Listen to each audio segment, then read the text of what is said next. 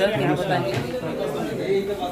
Doctor Shrikant Shinde साहब अपने कल्याण लोकसभा के सांसद, उन्होंने बहुत दिनों से मुझे ये बताया था और मांग की थी कि थाना और ये एरिया में हमारी बसेस अच्छी तरह से चल रही है, ज़्यादा से ज़्यादा सुविधा देने के प्रयास आप कर रहे हैं, लेकिन मुंब्रा धुआ ये परिसर में भी आपकी सेवा कार्यक्रम होनी चाहिए। तो उनके कहने के अनुसार भारत गियर, जो कि मुंब्रा में मालूम है आपको, भारत गियर से लेके भिवंडी इस मार्ग के ऊपर हम लोग ने 12 मीटर की एसी बस सेवा चालू कर दी है।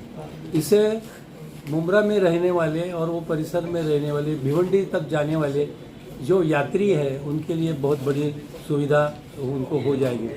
उसी तरह से शिवाई नगर, भीमनगर, वर्तक नगर ये एरिया में आपको मालूम है काफ़ी बड़ी तादाद में विद्यार्थी रहते हैं जो कि कॉलेज में पढ़ते हैं और उनको केलकर कॉलेज जो कि मुलुंड पूर्व में स्थित है वहाँ जाना पड़ता है। तो उनके लिए भी कल से हम लोग ने एक एसी बस की सेवा शुरू की है। उसको रिस्पांस कैसा है वो देख के प्रतिशत के अनुसार हम लोग बस की संख्या में उधर भी वृद्धि कर रहे हैं। ठाणे ईस्ट और ठाणे वेस्ट से आपको मालूम है कि घोड़बंदर रोड के ऊपर काफ़ी बड़ी संख्या में यात्रियों को जाना पड़ता है और यात्रियों की संख्या काफ़ी बड़ी तादाद में बहुत डिमांड है वो रोड के ऊपर। तो इसके लिए हम लोग ने थाना ईस्ट से 2 और थाना वेस्ट से 2 नई 12 मीटर की एसी बस सेवा चालू कर दी है। आपको जानकारी है होगी कि इस मार्ग के ऊपर थाना से बोरीवली मार्ग के ऊपर पहले से ही हमारी वाल्वो की 12 बसेस चल रही है, वो कम पड़ रही है। इसके लिए अभी ये 4 नई बसेस 12 मीटर की हम लोग चालू कर दिए हैं। उसी हिसाब से पारसिक नगर टू थाने स्टेशन ये भी मार्ग के ऊपर काफ़ी बड़ी तादाद में प्रवासी है, तो उधर भी 12 मीटर के एसी बसेस हम लोग ने 25 तारीख से चालू की है। उसी तरह भाईंदरपाड़ा, हावड़े सिटी, यहाँ भी काफ़ी बड़े संकुल है, गृह संकुल, वहाँ भी बहुत डिमांड है। तो ये 22 तारीख से हम लोग ने 12 मीटर की एसी बस सेवा उधर भी हम लोग ने चालू कर दी है। आपको मालूम है कि पवार नगर ये एरिया में भी 12 मीटर की बस चालू कर दी है, एक बस चालू की है।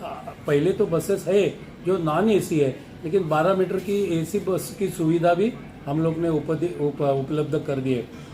ठाणे शहर में और ठाणे परिसर में और ठाणे के नज़दीक एरिया जो MMRDA रीजन है उसमें प्रदूषण विरहित एसी इलेक्ट्रिक बस चलनी चाहिए और प्रवासियों को अच्छी सुविधा मिलनी चाहिए।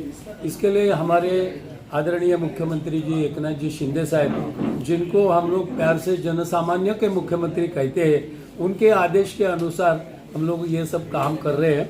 और जहाँ जहाँ भी लोगों की डिमांड है कि भाई यहाँ बस सेवा शुरू करनी चाहिए, तो जैसे जैसे बसेस इलेक्ट्रिक की आ रही है हम लोग डीजल की बसेस हम लोग कम कर रहे हैं संख्या में, और एसी बसेस जो है वो प्रदूषण विरहित है हम लोग वो ला रहे हैं। आप सबको मालूम है अभी महाराष्ट्र में और पूरे भारत भर गणेशोत्सव शुरू है, तो ये गणेश जी का आशीर्वाद लेके हम लोग ये सब काम कर रहे हैं। और आपको सबको पता है कि ये परिवहन सेवा 33 साल पहले धर्मवीर दिघे साहब ने शुरू की थी और वो लोगों के भलाई के लिए की थी, लोगों की सेवा के लिए कर रही थे कि चालू की थी।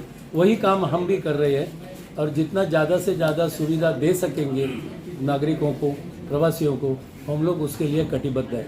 धन्यवाद। तो आपको मालूम है कि गए साल के अंदर, गए 1.5-2 साल के अंदर उनके वेतन में विविध प्रकार की वृद्धि हो गई है और इसकी ये वृद्धि के बाद उनकी तनख्वाह काफ़ी बड़ी संख्या में बढ़ गई है। 70 से 80 हज़ार रुपया तक उनको मासिक तनख्वाह अभी प्राप्त होती है। लेकिन मुझे ये भी पता है कि कंत्राटी कर्मचारी जो है उनकी तनख्वाह जो है उतनी नहीं है, लेकिन मिनिमम वेजेस एक्ट जो है उसके अनुसार है।